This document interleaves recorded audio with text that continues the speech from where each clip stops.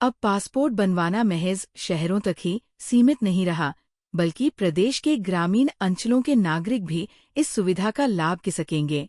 प्रदेश के आम नागरिकों को तेज, पारदर्शी एवं सुविधाजनक पासपोर्ट सेवा प्रदान करने की पहल करते हुए विदेश मंत्रालय, भारत सरकार द्वारा मोबाइल पासपोर्ट सुविधा की शुरुआत की है।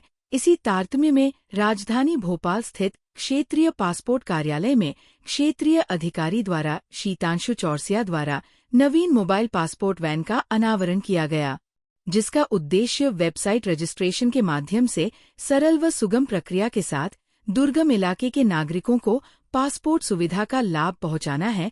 मीडिया से चर्चा के दौरान क्षेत्रीय पासपोर्ट अधिकारी शीतांशु चौरसिया ने बताया कि ये चलित वैन पूरी तरह पासपोर्ट सेवा केंद्र की तरह काम करेगी। सर्व सुविधा से लैस इस वैन में biometric registration, document scanning, photo capture और वेरिफिकेशन की सुविधा है। इससे आम नागरिक का समय, पैसे और यात्रा में होने वाली किसी भी असुविधा से बचा जा सकता है। इसके साथ ही प्रचार वाहन के आने से पहले प्रचार प्रसार कर सभी को सूचित किया जाएगा।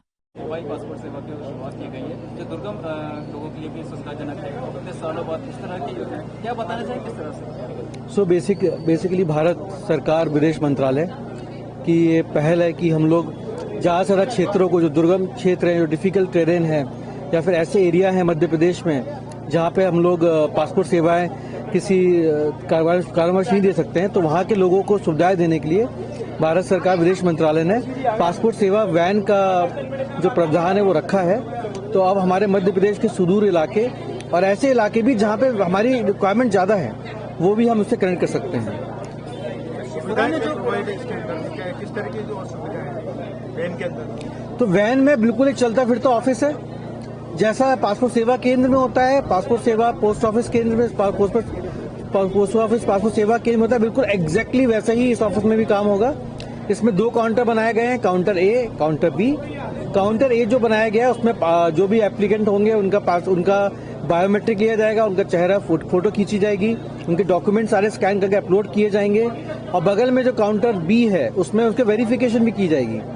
तो ये एक संपूर्ण ऑफिस है, जो एक चलता हुआ ऑफिस है और जो सुविधा पूरे मध्य प्रदेश में देगा।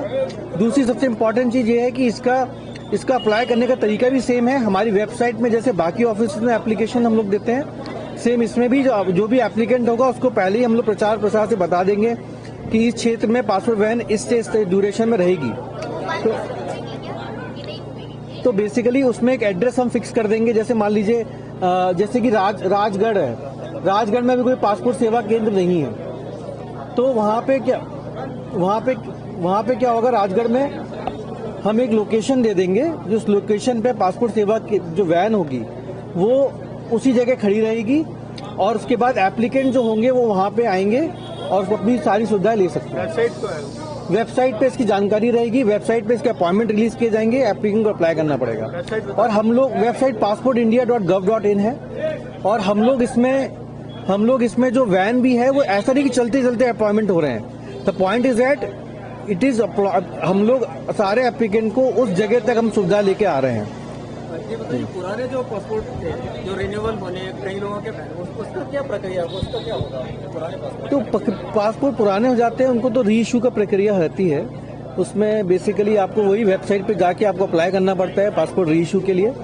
और जैसे ही आप अप्लाई करते हैं आपको अपॉइंटमेंट मिलता है, चाहे वैन में या पासपोर्ट सेवा केंद्र में या पोस्ट ऑफिस पासपोर्ट सेवा में अपने दस्तावेज के साथ पहुंचते हैं और आपको वो सुविधाएं दी जाती हैं ताकि आपका पासपोर्ट री इशू हो सके।